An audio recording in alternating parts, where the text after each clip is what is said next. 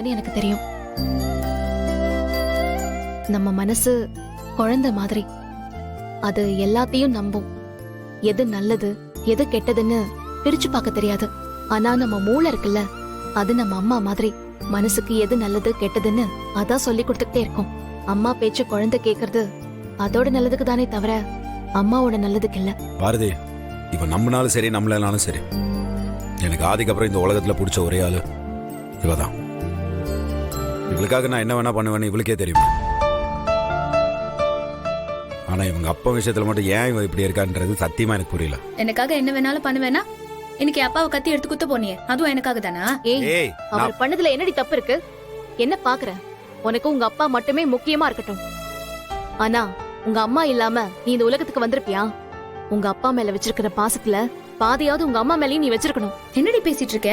எனக்கு என் அம்மா மேல பாசம் இல்லன்னு நினைக்கிறியா? அப்படி பாசம் இருந்திருந்தா உங்க அப்பா உங்க அம்மா வடிச்சதுக்காக தான் அழகர் உங்க அப்பாவை குத்த போனார்னு உனக்கு புரிஞ்சிருக்கும். ஏங்க, தயவு செஞ்சு நிறுத்துங்க. நீங்க என்ன சொன்னாலும் அவ அவங்க அப்பா புறான பாடுறத நிறுத்த போறது இல்ல. பிறந்ததுல இருந்தே அந்த ஆள் தான் இவ்வளவு நல்ல டியூன் பண்ணி வச்சிருக்காங்க. இப்ப எதுக்குடி அவரை முறைக்கிற? அவர் சொல்றது உண்மைதானே? என்னைக்காவது ஒரு நாளாவது, ஒரே ஒரு தடவையாவது உங்க அப்பா செய்யற தப்ப நீ யோசிச்சு பாத்திருக்கியா? என்னடி நீயும் இவன் கூட சேர்ந்துட்டு அப்பாவை தப்பா பேசிட்டு இருக்க? அவரு எனக்கு மட்டும் அப்பா இல்லடி, உனக்கும் தானே அப்பா. நான் அவர் அப்பாவா நினைக்கிறதுனால்தான் அவர் செய்யற தப்ப அவருக்கு புரிய வைக்கணும்னு நினைக்கிறேன். உன்ன மாதிரி அவர் செய்யற தப்புக்கெல்லாம் சப்போர்ட் பண்ணல. இங்க பாரு, அதுக்காக அவர் கொடூரமானவர் மோசமானவர்னு சொல்லல. உன் மேல இருக்கிற பாசத்திலயும் அழகர் மேல இருக்கிற கோவத்திலயும் ஏதோ ஒன்னு அவர் பண்ண போய் அது இந்த மாதிரி ஏதோ ஒண்ணுல வந்து முடிஞ்சிருது. ஆனா ஒரு தடவையாவது நீ அவர்கிட்ட போய் உட்கார்ந்து ஏன்பா இப்படி பண்றீங்கன்னு கேட்டு பாரு. சின்ன குழந்தை மாதிரி உடைஞ்சு போய் உன்கிட்ட அழுதுருவாரு. ஆனா நீ கேட்க மாட்ட. ஏன்னா உங்க அப்பா உன் கண்ணு முன்னாடி யாரையாவது குத்தி கொன்னா கூட நீ என்ன சொல்லுவ தெரியுமா? அப்பா கத்திய கையில வச்சுட்டு உட்கார்ந்துட்டு இருந்தாரு, செத்தவன் தான் அவனா வந்து அந்த கத்தியில விழுந்து செத்துட்டான்னு சொல்லுவேன். கரெக்டா சொன்னீங்க. இவ பிரச்சனையா தானே? இது பாருடி, நீ அவர்கிட்ட போய் கேள்வி கேளு, சண்டை போடுன்னு நான் எதுவும் சொல்லல. அவர் ஏன் இப்படி செய்யறாரு, அது அவர்தான் செய்யறாரான்னு ஒரே ஒரு தடவை யோசிச்சு முடிவு பண்ணு. அந்த முடிவு என்னவா இருந்தாலும் அது சரியா இருக்கும். இன்னொரு விஷயம் சொல்லவா? நானும் ஆதியும் திரும்பவும் ஒண்ணு சேர்ந்தாலும் எங்களால இன்னும் முழுசா சந்தோஷமா இருக்க முடியல.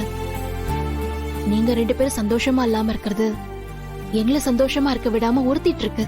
எங்க 2 ஃப்ரெண்ட்ஸ் இப்படி இருக்கும் போது நாம எப்படி சந்தோஷமா இருக்கலான்னு ஒரு மாதிரி குற்ற உணர்ச்சியா இருக்கு. நாங்க 2 பேரும் சந்தோஷமா இருக்கணும்னு நீங்க நினைச்சீங்கன்னா. அம்மா, இப்ப எதுக்கு இதெல்லாம்? ஆண்டாளு, என்னதான் இது பாரதி வீடா இருந்தாலும் உங்களுக்குன்னு ஒரு சில பொருளை தனியா வச்சுக்க வேண்டாமா? எல்லாத்தையும் அவங்க கிட்ட கேட்டா உங்களுக்கு தான் தேவையில்லாம சங்கடம் வரும். அதெல்லாம் சரிதான், ஆனா 3 நாளுக்கு எதுக்கு இவ்ளோ எடுத்துட்டு வந்திருக்க? தேவைப்படும், எடுத்து உள்ள வை. என்ன மாம்சு, கரண்ட் இல்லையா? ஃபேன் ஓட மாட்டேங்குது. ஃபேன் நானும் கவனிக்கலையா? எல்லா சுவிட்ச் போட்டு பாத்தியா? எல்லா சுவிட்சும் போட்டு தான் இருக்கு. பவி, இந்தா இதெல்லாம் எடுத்து உள்ள வச்சுட்டு வா. புடி.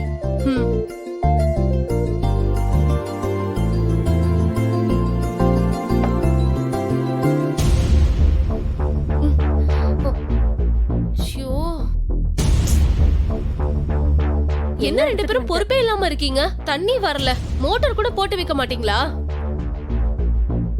என்னடி சொல்ற? நம்ம வீட்ல கரண்ட் இருந்துச்சு. இருங்க, அத ஃபியூஸ் போயிருக்கும். நான் என்னன்றதை பார்த்துட்டு வந்துடுறேன். இருங்க.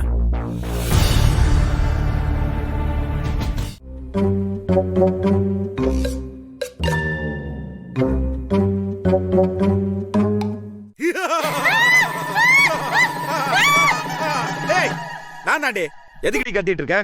நீதானா? எதுக்கு இப்ப இருட்டுல உட்காந்து இருக்க? கரண்ட் வர வரைக்கும் உங்க அப்பா வீட்டுல உட்காரல. நான் எதுக்கு என் வீட்டுக்கு போனோம்? உன் இஷ்டத்துக்கு என்ன கூட்டிட்டு வருவ, உன் இஷ்டத்துக்கு போக சொல்வ.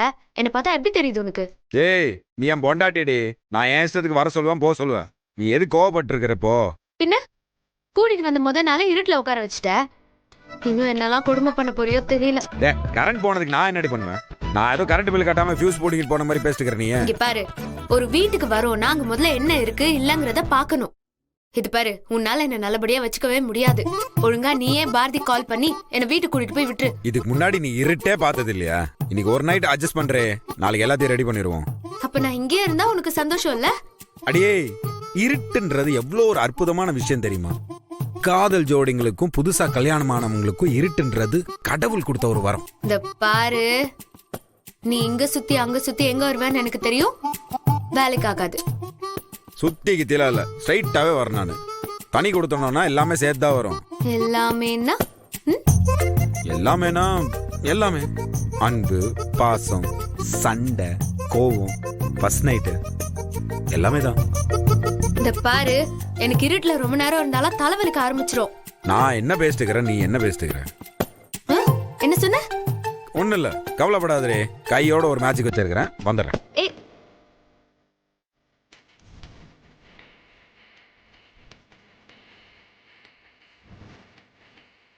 ஓய்,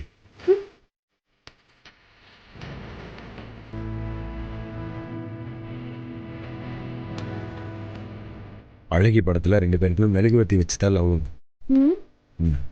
மூலியிலே தெரிவது தேவதையா. எனக்கு இந்த வெளிச்சம் பத்தல, தலை வலிக்குது. அப்படியா? இன்னொரு ஐடியா இருக்கு என்கிட்ட. அப்படி தேக்கோ தேக்கோ நீ தேக்கோ.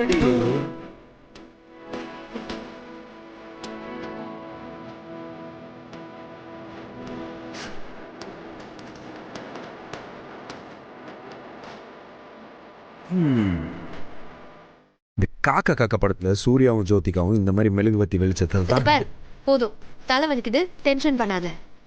1 2 ஆசைகள் எல்லாம் சொல்லவே. ஏய், ஐயோ, கை காட்டு. ஏய், லூசாடா நீ, சும்மா இருக்க மாட்டியா? பாரு எப்படி சுற்றுச்சு. வலிக்குதா?